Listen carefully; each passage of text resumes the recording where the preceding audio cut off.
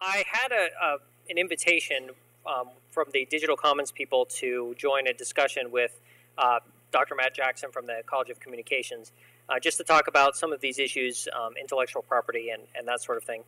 And we found that discussion fascinating. I mean, it seems like it's a dry topic, but there's so many questions that come up and so much misinformation that we thought we'd invite him back for the Learning Design Summer Camp, so all of you could share in that. After his presentation, which is going to be about 15-20 minutes, then we're going to have this questions. We're using the live question tool again. This is a different instance of that. The URL is almost exactly the same, except it ends in a B.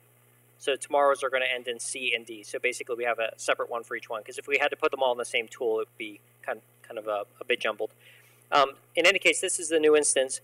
After this, we're going to have the pitch session. So if you have a topic that you'd like to discuss tomorrow, either during the morning session or over lunch, pitch that idea, have a couple of minutes. And then after that, some of us are getting together in the evening around 6:30 at various restaurants. There was some discussion. What's that, Robin? Or earlier, Robin says. So the Mad Mex group is meeting at 6:30. There might be another group that's going. Where are you guys going? Autos. Maybe right after this. What's that? Yeah. Yeah. So again, thanks everybody, and I'll turn it over to Matt. Okay.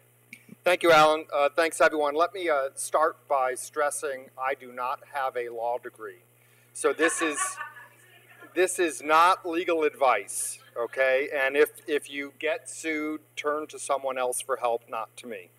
But I do study copyright. I teach copyright courses, so hopefully what I have to say will be both accurate and interesting for you today. I'm going to go through these slides very quickly, but I'm also happy to send anybody the PowerPoint if you want it. And there's some links to other resources at the end, and I also put them on the wiki page for this session as well, some of those links. All right. And then also, as noted, you can ask questions. Look, there's already more questions. How can I even get started when the questions have started? All right. The first thing is just some copyright basics. There are a lot of misconceptions about copyright. The biggest misconception, and the most important, is a misconception about what copyright protects. Copyright protects original expression that has been fixed in a tangible medium. It does not protect any facts, ideas, discoveries, systems, processes, titles, or names. So the way I normally try to distinguish that is the thoughts you have inside your head, what you're thinking, those are facts and ideas. The way you communicate those ideas to other people, that is your expression. Expression is what gets protected, not the ideas that are being expressed. Okay? With that, copyright owners get a bundle of rights that they control where you need their permission before you can use their content. The first and most common is reproduction.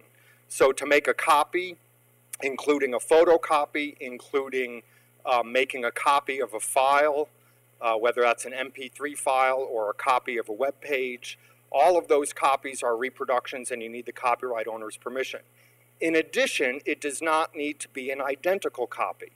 The definition for copyright infringement is if your expression is substantially similar to the author's expression.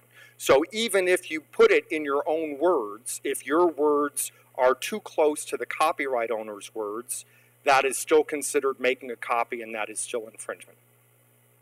Second, the copyright owner gets control over distribution of the work. So obviously, anytime you put something online where the general public can access it, you are distributing the work and you need the copyright owner's permission for that.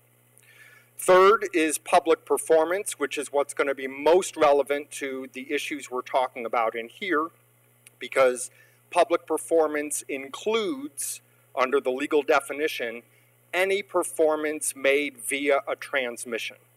So anytime you're using the internet or telephone lines or wireless or broadcasting to send content, that is going to be considered a public performance or a public display, which is the other, one of the other rights the copyright owner gets. So for example, if it's a painting or a poster and you put it on the web page, that would be considered a public display.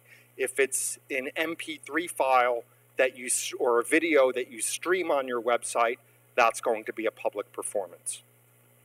And then derivative works, which is one of the most troublesome areas of copyright law.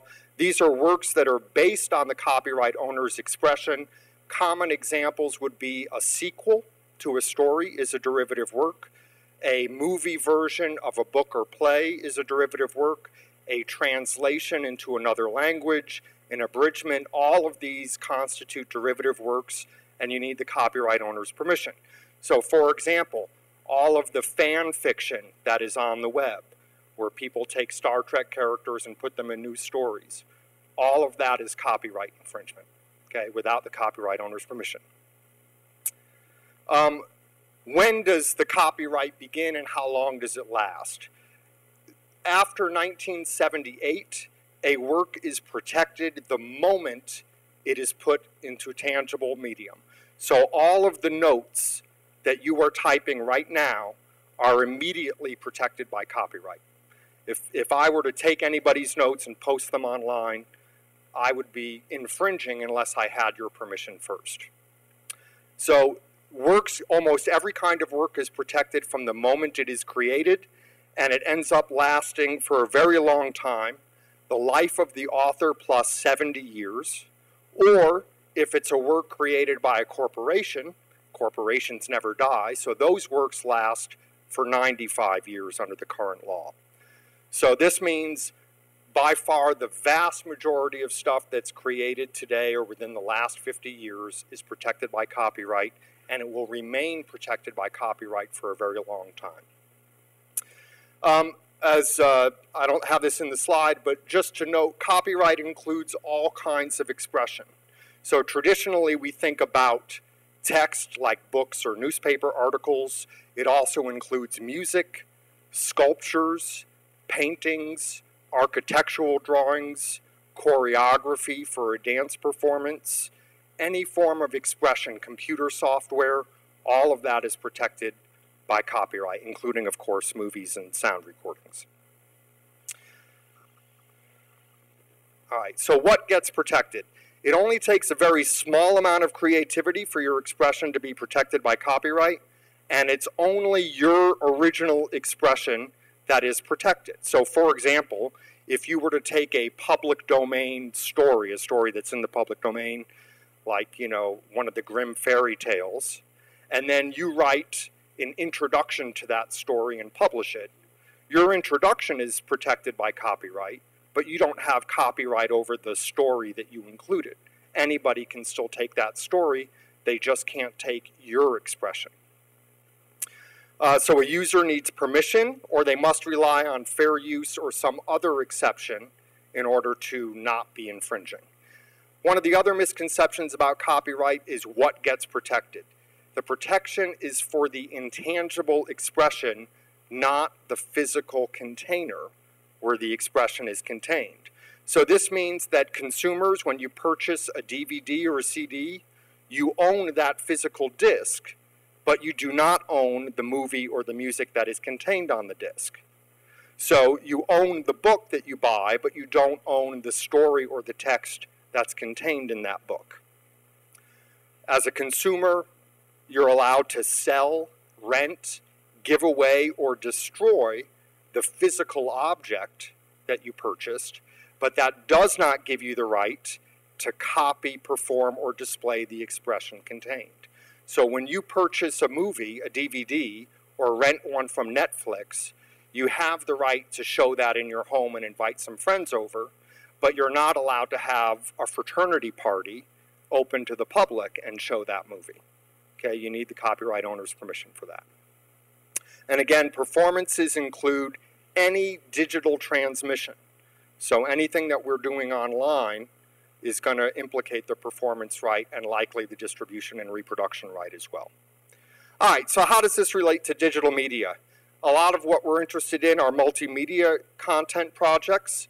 And so what you need to remember is all of the different elements in your project could be protected by separate copyrights if you're taking it from other people. So that includes the script or the text, any audio included, which includes music, all of the visual images, including any graphics or animation, and any software that might be contained in the project itself. So all of that is protected by copyright, and you're going to need permission to use somebody else's content. So if you want to take somebody else's picture and put it in your project, you need their permission. If you want to take their text, you need their permission. If you want to take any music they've created, you need their permission. This includes, so we'll talk about fair use and some of the ways when you might be allowed to take without permission, but as a general rule, you need permission to sample any music or video. If you're going to use posters, right, let's say you're going to do a video that you're going to put up on YouTube, and you've just got this bare wall behind you and it doesn't look very attractive. So you go and you grab your favorite music poster, you know, Dr. Dre or whoever, and you put that up behind you for the video. Well, technically you need permission because now you're using that poster as set decoration for your film, and you need to pay the copyright owner. It also includes, obviously, if you recite any lyrics or a poem in a YouTube video. Again, if you're taking somebody else's expression, you need their permission.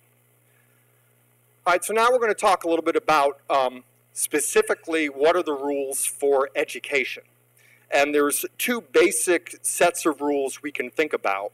One is the TEACH Act, which was a law passed by Congress specifically to give educators some leeway when it comes to distance education and face-to-face learning. And then there are the standard fair use principles, which apply not only to educators but to everyone. So first, for the TEACH Act. There are some requirements that the institution has to follow for you to be eligible to use the TEACH Act. One, it must be a nonprofit educational institution. Obviously, Penn State applies there. Well, I think we're a nonprofit institution, right? Can anyone buy a Coke at this university yet? No, I guess not. All right, the university must have copyright policy and information that they provide to copyright owners and to all of their users.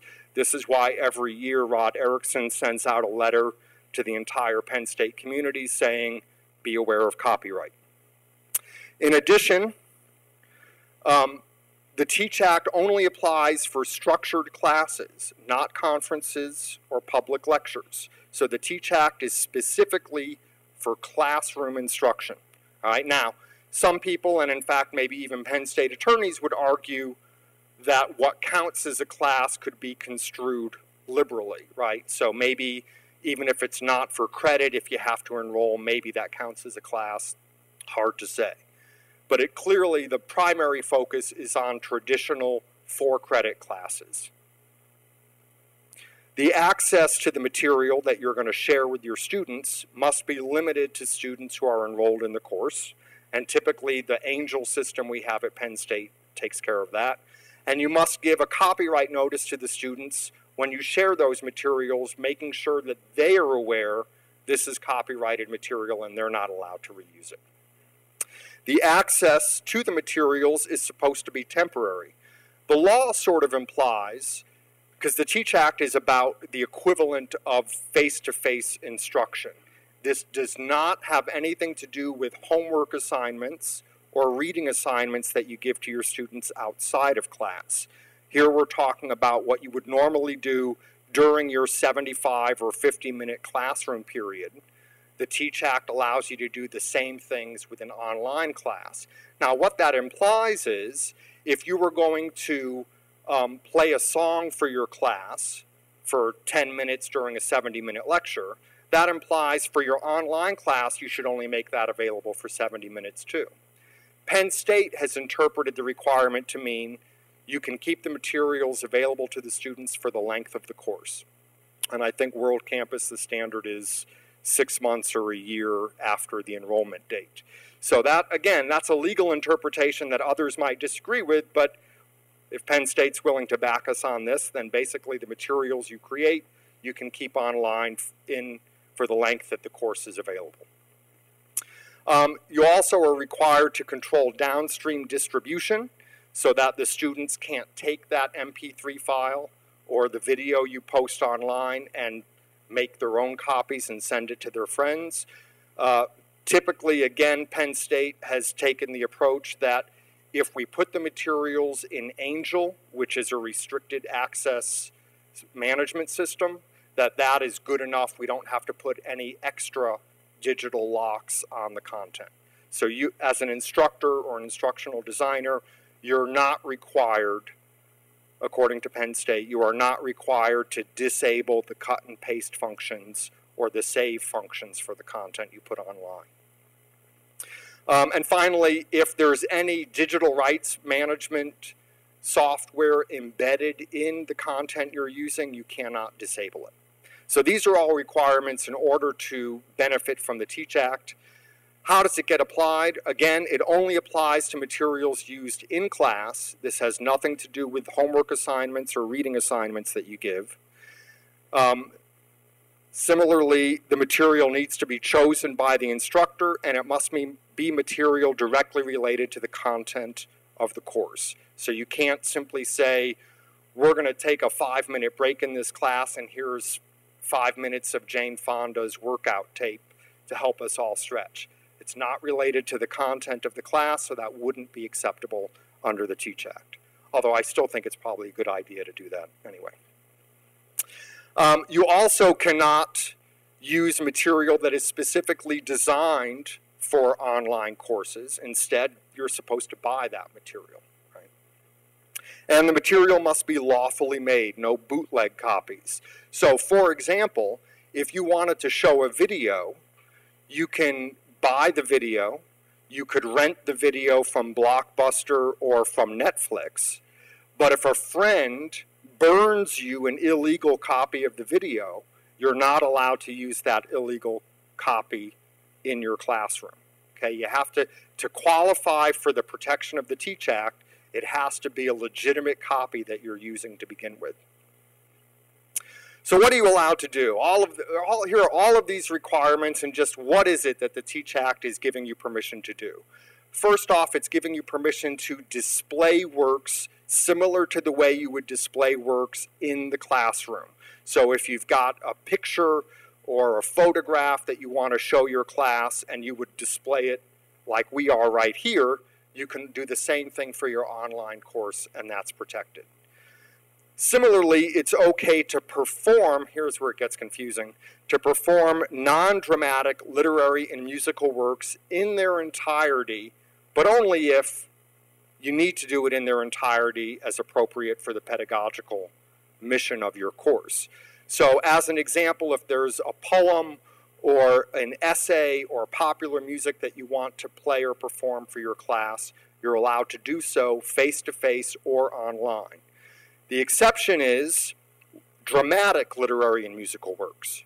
A dramatic literary work is basically a screenplay or a script for a play.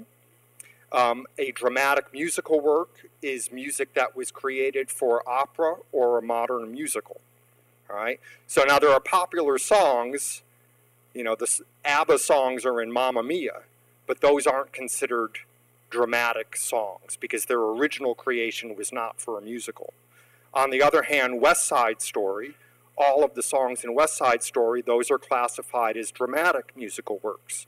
And so for dramatic musical works, or for dramatic literary works, and for any kind of audiovisual work, any kind of video, you're not supposed to perform the entire work for your class. Only excerpts of the work as needed to make your educational point.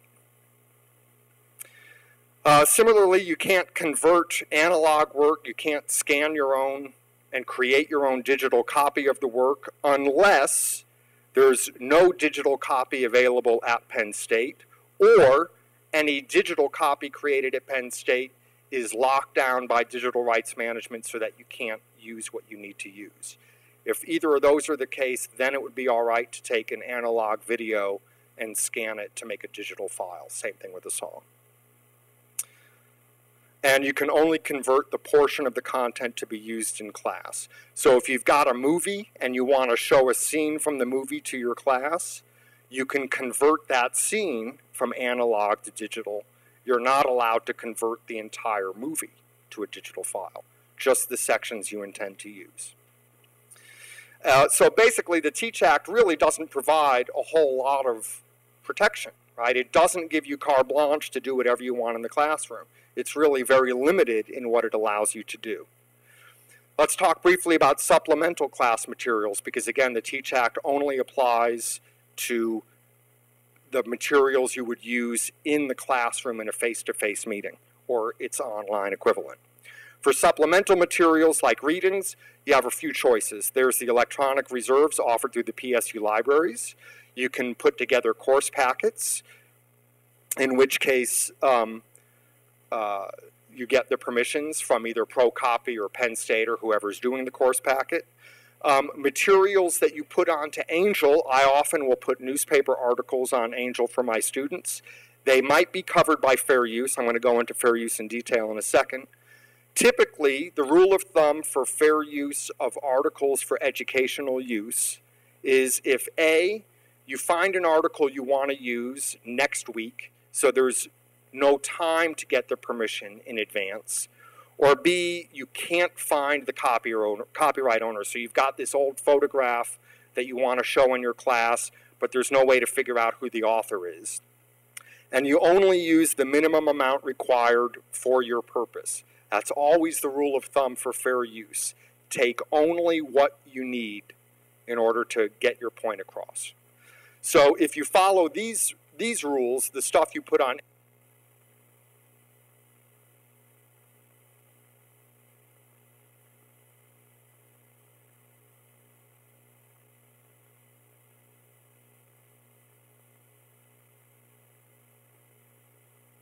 all the people offline are... This one had... There we go. All right. Well, now I'm going to have to start back at the beginning. I've lost my train of thought. So in any case, the materials on Angel will be covered by fair use, but the point I was just going to make is, let's say you find this New York Times story that you want to use in your class, and you use it this semester, it's great. You want to use it again next semester, all right? Technically, you should now get permission. You have plenty of time to get the permission before the next semester, which brings me to an aside. There's a difference between what the law says and what people do in practical terms and what they can get away with, right? If you use the same New York Times article on your Angel page semester after semester, technically you're violating copyright. Is it likely that the New York Times is going to discover this and sue you or Penn State? Probably not, right? But the university's position obviously is that you should follow the law, all right? Fair use, where I'm guessing a lot of the questions are coming from, or will be coming from. So fair use allows certain uses without the copyright owner's permission. Two basic reasons for fair use. One is to alleviate high transaction costs. So let's say there's something you want to use this photograph, but you wouldn't pay more than $1 to use it, right? Because you could use any other photograph, and it's going to cost you $500 to track down the copyright owner, and the copyright owner is not going to be able to charge more than $1, and it's not worth it to her unless she makes $500. So there are certain instances where economically it doesn't make sense to get the permission. So that's one justification for fair use. To me, the more important justification for fair use deals with free speech issues, which we'll talk about. Examples of fair use, and as noted before and as you've probably heard before, there are no bright line rules for fair use. Every case is decided on a case-by-case basis. So it is ultimately up to a judge to decide if the use is fair or not. Examples of things that are more likely to be considered fair use include criticism, comment, news reporting, teaching, scholarship, and research. These are traditional fair uses. But again, there's no guarantee. The 4 factors. Again, all 4 of these factors, there's no precise formula for how courts decide this. There are 4 factors. You might have 3 of the factors on your side, and your opponent only has 1 factor on their side. They still might win the case. All right, so there's no This isn't a mathematical formula. But the first factor is the purpose of the use. Why and how are you using somebody else's expression? If the purpose is for comment, criticism, news, scholarship, teaching, etc., you're going to be in a better position.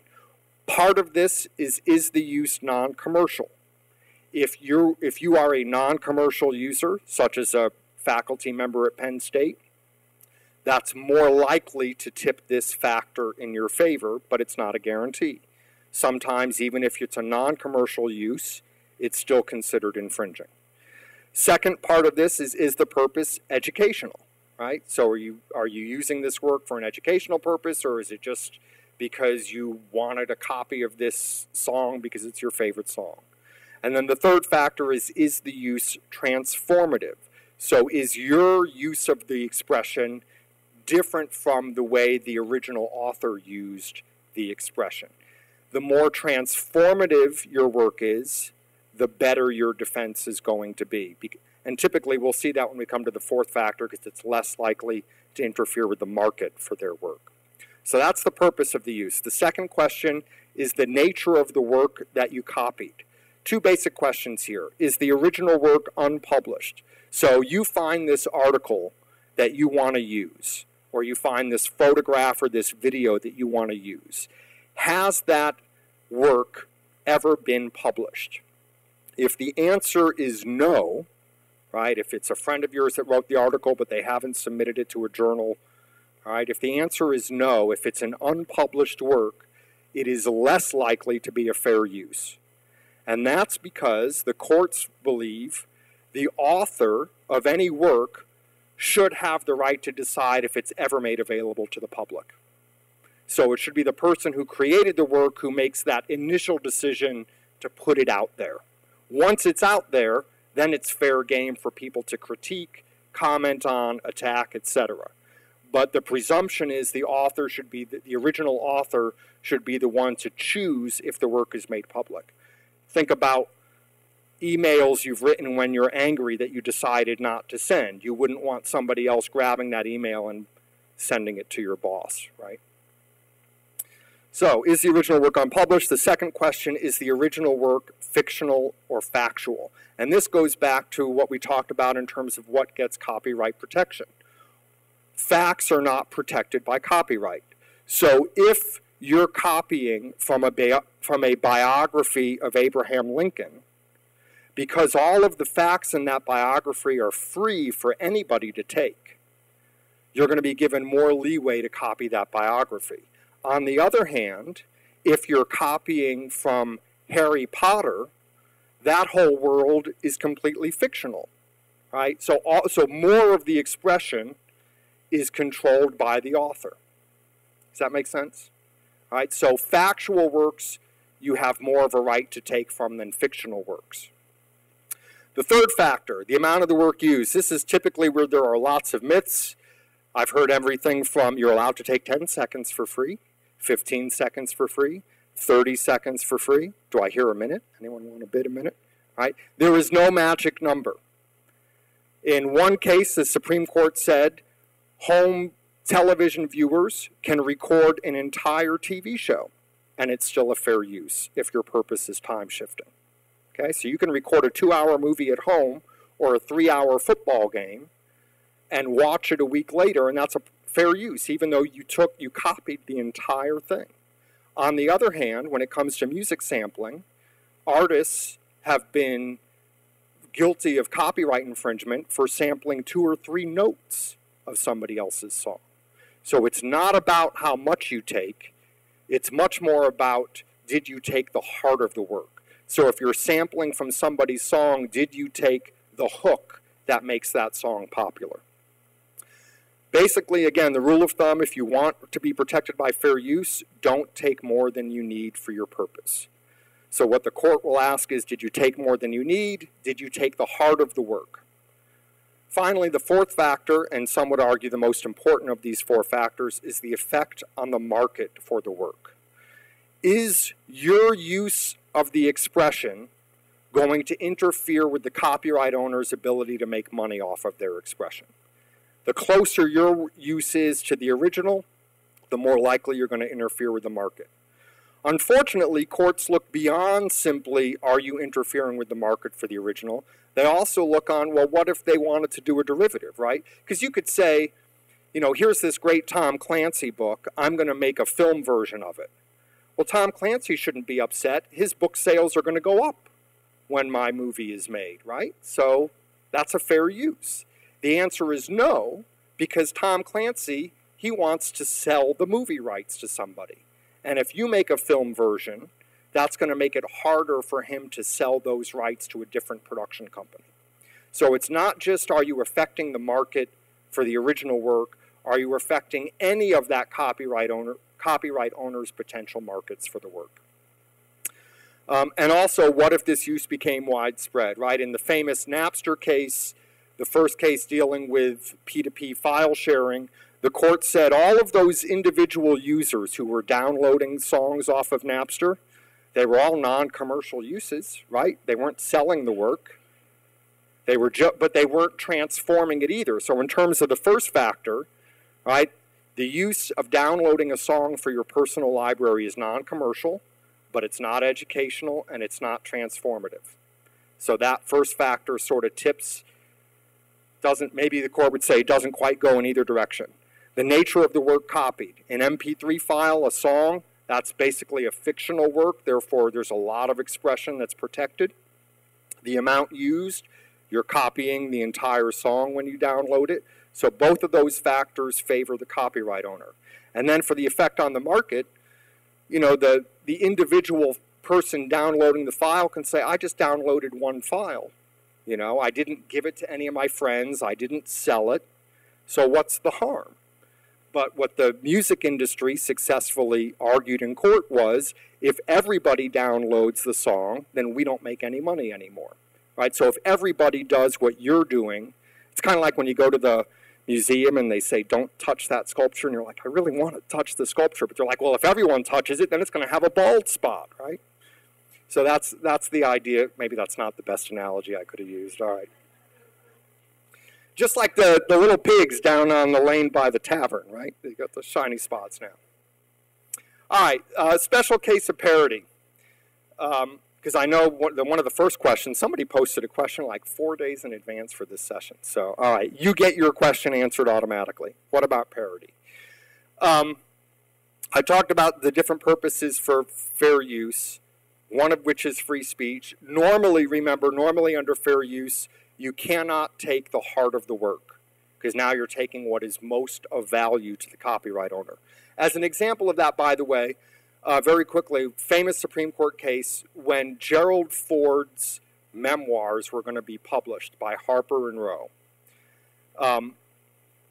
For those of you who weren't around, he was not the most charismatic president the United States has ever had.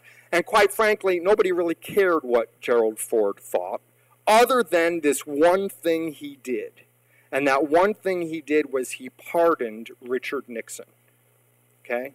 That was what made Gerald Ford's memoirs interesting. People wanted to buy the memoirs so they could read about what was going through his head when he pardoned Nixon. Okay? So the nation illegally got a copy of the manuscript. All right? Someone was able to sneak out a copy of the manuscript. This was a 200,000 word manuscript. The nation published less than 500 words, and they were found guilty of copyright infringement. Even though they only took a small amount, even though it was on a very newsworthy subject, the court said, you took the heart of the work. You took the one thing in this book that was worth reading. So you've destroyed... All right, the court didn't exactly say that. But the point was, you could read between the lines, that's what the court was saying, right? So they took what was of value, so therefore it's not a fair use. So now we get to parody. Parody is inherently a critique of whatever work you are parodying, okay? Therefore, it's very unlikely, even if you offer to pay the copyright owner, most copyright owners are going to say, no, I am not going to give you permission to make fun of my work. So therefore, there's not much of a market there to begin with. For parody, the Supreme Court has said it is okay to take the heart of the work because the only way a parody works is if you understand the reference. So you've got to be able to take enough of the heart of the work so that the people who view the parody understand what it is you are parodying. So parody gets a little bit more leeway, which creates this sort of ironic situation. If you want to make fun of something, you can copy quite a bit of it. Whereas if you wanted to do an homage to something you really like, you have less freedom to copy it. You have more freedom to make fun of something than to support something, right? But the assumption is if you want to support something, they'll sell you the rights. But if you're going to make fun of it, they're not going to sell you the rights. And free speech says you should still be able to make fun of it. Still must take no more than necessary. So here's a quick example for you. All right, some of you might remember, I don't know why this one, oh, that's the other thing there. Is it still up over there? Okay. So, famous Vanity Fair cover of Demi Moore, and then the maybe not quite as famous poster for Leslie Nielsen in Naked Gun, 33 1/3. All right. So Annie Leibovitz, who did the famous photograph of Demi Moore, sued the producers of Naked Gun for copyright infringement. But the court said, this is a parody, this is a fair use. Right? And now granted, part of parody, I thought parody means you're critiquing the work. Right? What does Naked Gun have to do with critiquing Demi Moore? In their court papers, the producers of the movie said this was a movie about motherhood and stuff like that, as opposed to this is a silly comedy about, you know, somebody with a gun, right? So, but courts are going to be pretty lenient because First Amendment issues, they don't want to get into telling you what it is you're saying. So this was an example that is considered an okay parody, all right? Now, one of the things to point out here, this will make sense when I show you the next slide, they clearly follow the form, but they did not simply take his face and stick it on her photo. They hired their own model, their own pregnant model, took a picture of that person, and then doctored that photograph. Had they simply put his face on her photograph, maybe, we don't know, maybe the court would have said that's not a fair use, because now you've taken more than what you needed to. You didn't have to have an exact reproduction of the original photograph to get your point across. Which takes us to our next example. This was an earlier case, in earlier time when maybe the reason the result was different is because courts were more conservative then, hard to say. This was from the 1970s, a group of San Francisco underground comic book artists who were poking fun at Disney. In case you can't tell, Mickey's a dope runner here in this one, right? Not the image Disney wants to project. This one, actually a much more direct parody than the Demi Moore, Leslie Nielsen one, where they're just using the same style, right? This one clearly poking fun at what Mickey Mouse represents. The court said this was not a fair use. Now, to give the court credit, it said it was a pretty close case. What the court said was they were allowed to make fun of Mickey Mouse, but they took more expression than was necessary. So maybe, hard to tell exactly what they meant, but maybe that means, okay, you can do the ears, but you don't have to do the gloves so perfectly, right? That you could just take a little bit of the expression, right? You need to be able to take enough expression so we know you're referencing Mickey Mouse, but it doesn't have to look exactly like Mickey Mouse. Now again, had this case been heard 20 years later, maybe it would have been okay. But here's a good example, right? Two cases, both of them dealing with copies of photographs, basically. Very similar. One was considered a fair use, one was not. Whenever you're trying to go for fair use, you are rolling the dice. All right. I could go in and talk about songs or other stuff, but really I think I should stop here and take questions. So I guess I should look at this one for the questions. 11 votes. I talked about parodies. Did I answer that question all right? What else? Let's see. Number 5. What about YouTube? Aren't there millions of people violating copyright? Yes, which is why YouTube is being sued for billions of dollars. But this brings up a point that I was going to make here, and I can still flip through the slides, and that is, and some of you use iTunes U for your student work, right? If your students or you, in producing a podcast, are putting any music, commercial music in the background to dress it up, or if it's a video and it's got music or posters or other kinds of commercial images, that's going to be copyright infringement if you put it on YouTube or even on iTunes U where it's accessible to other people. The safest place for that content is on your Angel page where only students in the course can see the material. Right? Now it's protected. Now you've got a very strong fair use claim. Just like art students can paint copies of famous paintings to practice their technique. Clearly a fair use. But if you now put those paintings online where anyone can see them and download them, no longer a fair use. Okay? So yes, YouTube typically is infringing. Sometimes we might say this is a parody, right? I happen to be a big fan of mashups. I think from a free speech perspective, mashups should be allowed. They should be legal. But as somebody who studies copyright, I can tell you the law is very clear that 9 times out of 10, a mashup is going to be considered copyright infringement. So we might want it, we might say, hey, this is important for free speech. I think fan fiction is great and should be encouraged. But the law says most of the time it's going to be infringing. Okay. What else did you want to know? Difference between having friends over to watch a movie and showing the movie at a fraternity apartment. Why is the latter copyright infringement?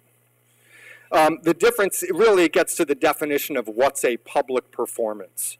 There's 2 definitions of a public performance under copyright law. One is performing the work beyond your normal circle of family and friends.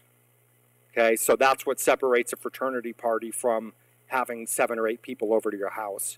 And then there's any sort of digital or electronic transmission automatically makes it a public performance as well. And the reason, it might seem like a strange distinction, but the idea, remember, put yourself in the shoes of the copyright owners, right? Somebody rents a DVD, they invite 6 people over to their house to watch it.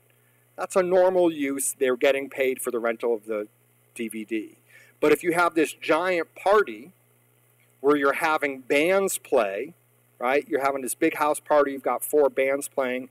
Now you've got a lot more people who are benefiting from this, and the copyright owner's not getting paid anything.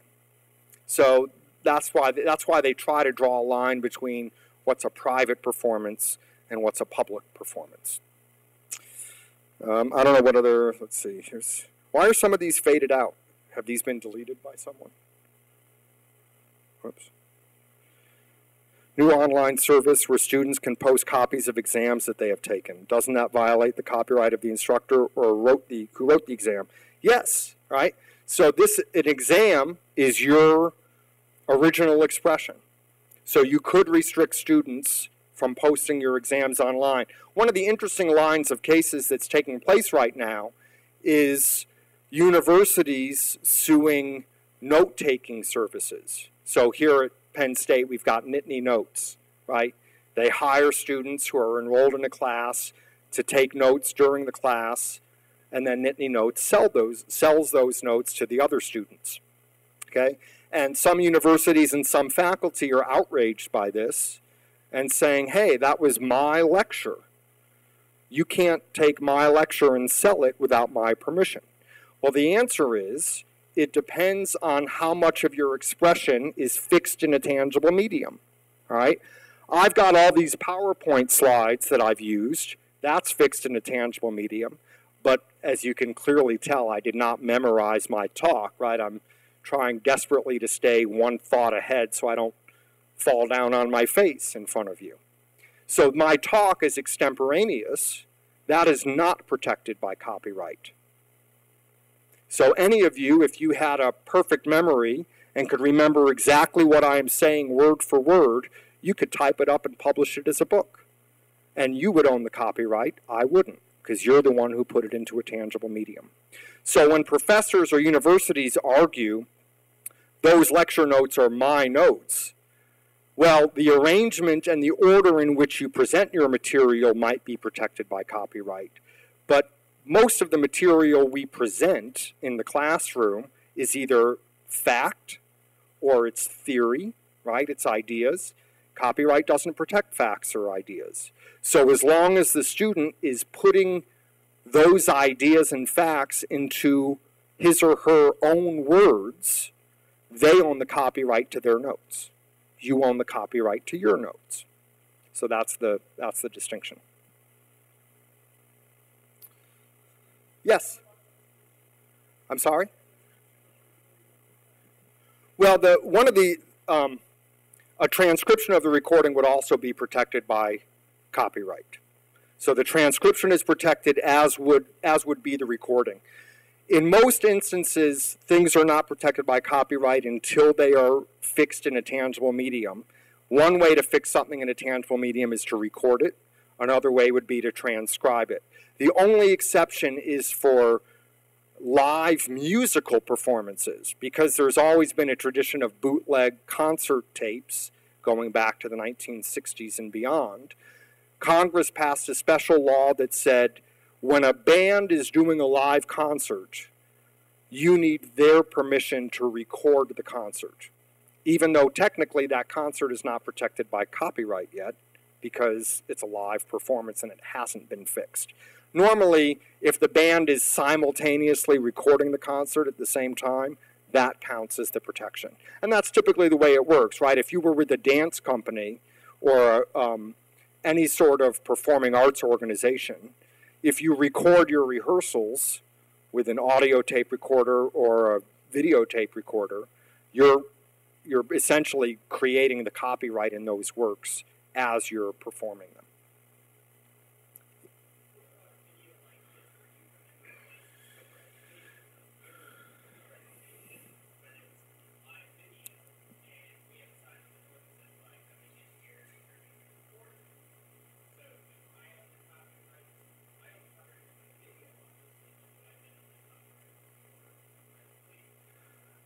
The answer is no. Well, the answer is yes and no. You do own the copyright to your video, and you can sell that video. I still own the copyright to my lecture notes. It gets much more complicated with issues about appropriation, privacy, right of publicity, in terms of if you now went and tried to sell this as a video and you're going to go sell it online to other people who are interested in this topic, there would be other types of law that I might be able to use to stop you, but copyright would not be one of them. Should I keep going through this list? Top right. How do I know when I need permission versus just citing the work? Oh, that's an excellent question. Actually, to me, one of the most interesting things, because especially at an educational institution, we're all interested in issues of plagiarism. As far as I can tell, plagiarism is not illegal. Plagiarism is not illegal. It has nothing to do with copyright infringement. Plagiarism has to do with giving credit to the source. Under copyright law, there's no requirement to give credit to the source. Now, if you want to claim fair use, it will be to your advantage to cite the source. But essentially, plagiarism is an ethical issue about citing where your ideas came from. You can plagiarize without committing copyright infringement. If you pretend somebody else's ideas are your own, that's plagiarism, but it's not copyright infringement. Similarly, you can commit copyright infringement even though you give full credit to the source. Hey, I copied this web page from John Doe. Well, the fact that I said where I copied it doesn't give me permission to do the copying. So to me, plagiarism is a separate issue. Now in Europe, in some countries, there are moral rights attached to copyright, including what is known as the right of paternity. And that is, so for example, in France and Germany, the author of a work has the right to get credit for the work. So in France, plagiarism could be a legal issue in addition to being an ethical issue. But in the United States, it's purely an ethical issue. And to me, by the way, one of the things I tell my students, because we often struggle with how do we convince students not to plagiarize, right? And one way would be to say, well, it's illegal. And then they just think, okay, it's illegal. I'm not supposed to do it, just like I'm not supposed to file share. Come to think of it, maybe that's why they keep plagiarizing anyway, right? So instead, to me, the better answer would be to say, why do you think we want to cite our sources? Why do we as scholars cite our sources? And to me, the answer is A, so people can verify your work, and that they can also build upon your work. So if you're using somebody's formula and you cite them, other people can go back to both A, judge if you interpreted that formula correctly, and B, maybe create something new with that formula. So I think it makes more sense to talk about plagiarism with students in terms of how giving credit to other authors allows us to build our storehouse of knowledge and check each other's work, as opposed to it being some, it's wrong because it's wrong kind of thing.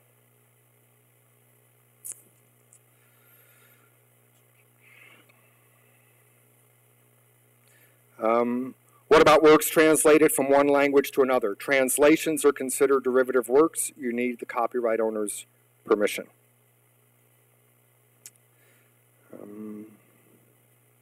A professor included a cartoon downloaded from a public website in his syllabus to illustrate a point. Should permission to use the cartoon be requested first? Yes, it should be. All right. Now, you can argue, and heck, I put a cartoon up at the beginning of this presentation because we're all friends, right? None of you are going to turn me in. Is that right? None of you is a relative of Gary Trudeau, right? I use a lot of Doonesbury cartoons in my teaching. To be fully legal, you would get permission first. On the other hand, one could argue, if somebody has put this up on their website, there's not that much harm if I stick it in my syllabus for 30 students or 50 students to see. All right, but technically you should be getting permission for that. Does this mean if I write a paper and quote someone in quotation mark, whoops, what happened to my, nobody wanted me to do that. Should I do active questions, huh? It's still there?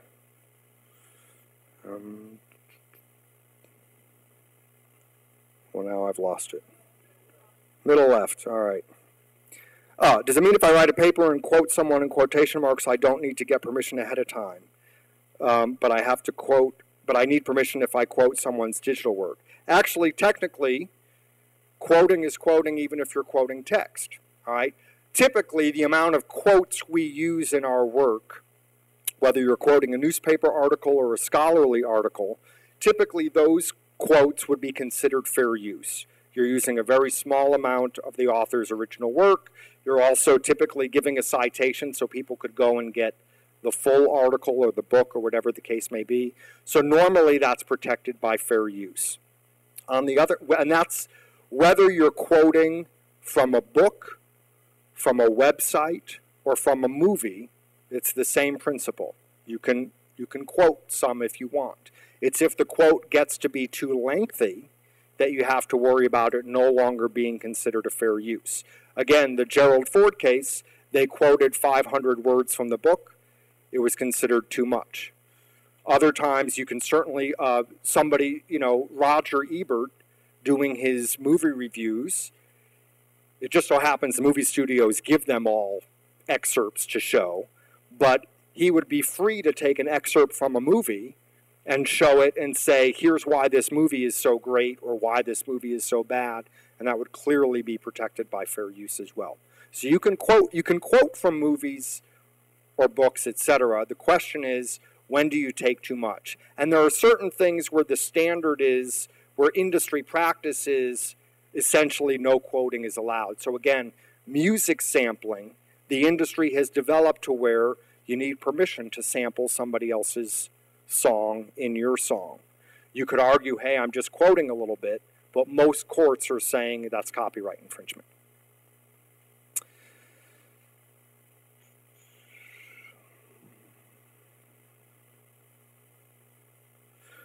Because many people grow up with a questionable respect for copyright, do you expect the laws to change, perhaps becoming more focused on intent? and we're in a remix culture. Does some of this count as being transformational? I would argue yes, remix culture certainly is transformational.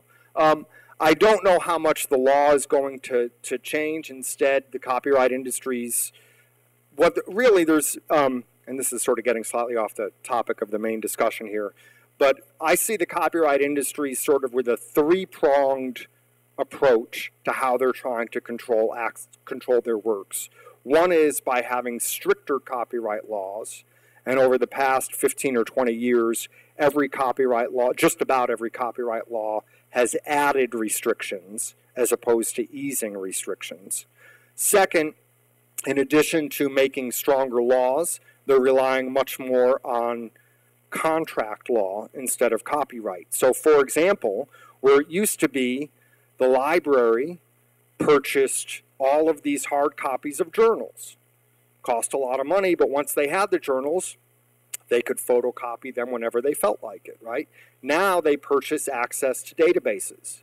So the library does not own the database. They are licensing the database. Most of the software that you think you are buying, you are actually licensing. And so the license terms often say you're not allowed to do X, Y, and Z, even though copyright law says you can. But once you enter into that contract, the contract ends up preempting what the copyright law says. So contract is another way they're becoming restrictive.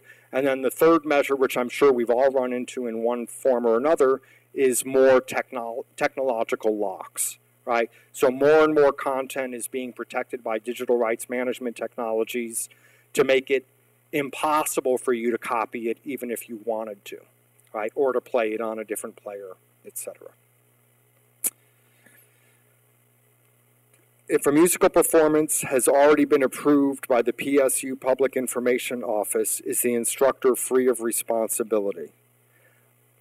I'm not sure exactly what that question is.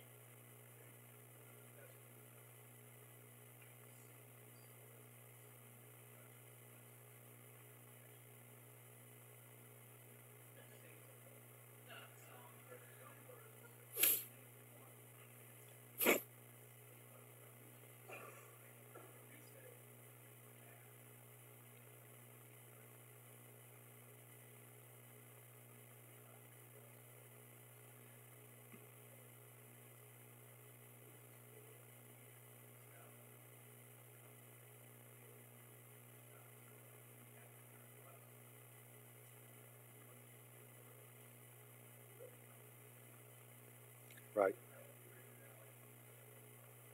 Right.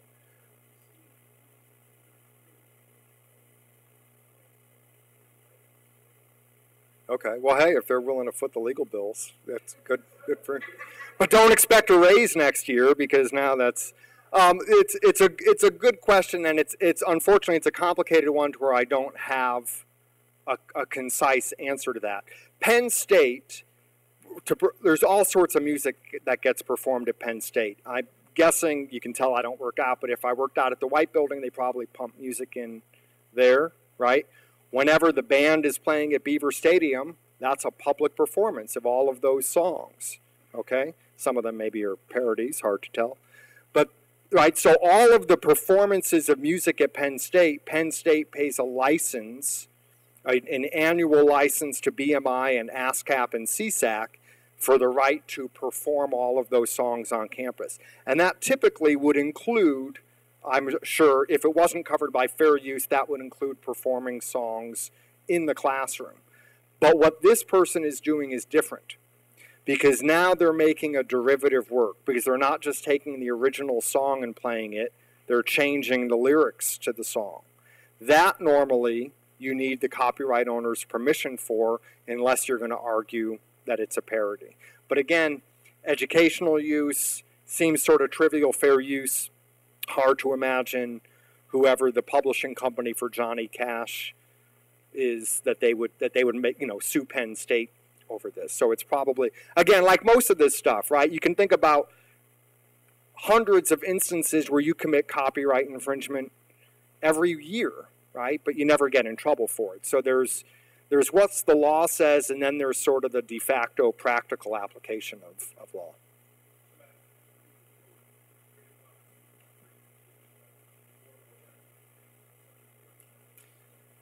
Yes, highly, thanks. And I know I'm out of time, so I'm going to go very quickly.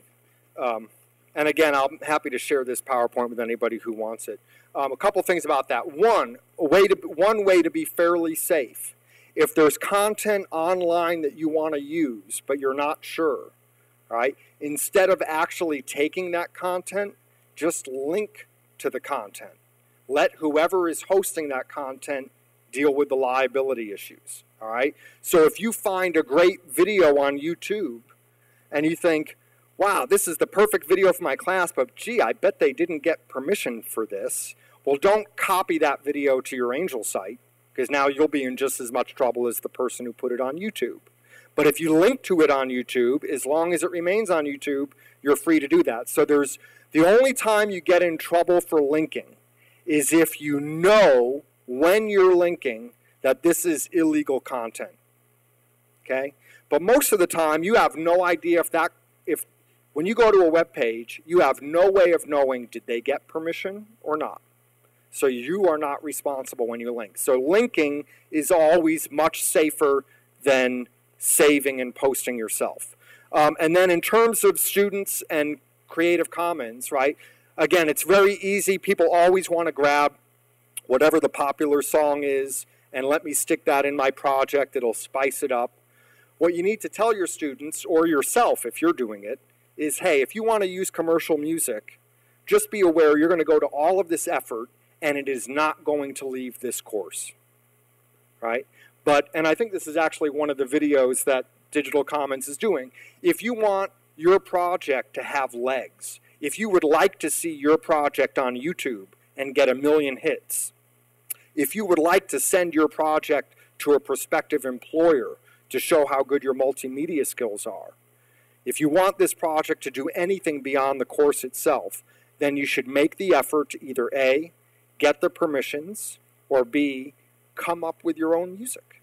There's a whole school of music at this university. Plenty of people who would be happy to try to compose some stuff for you so that they can get the credit. Creative Commons, which I'm guessing everyone is at least somewhat familiar with.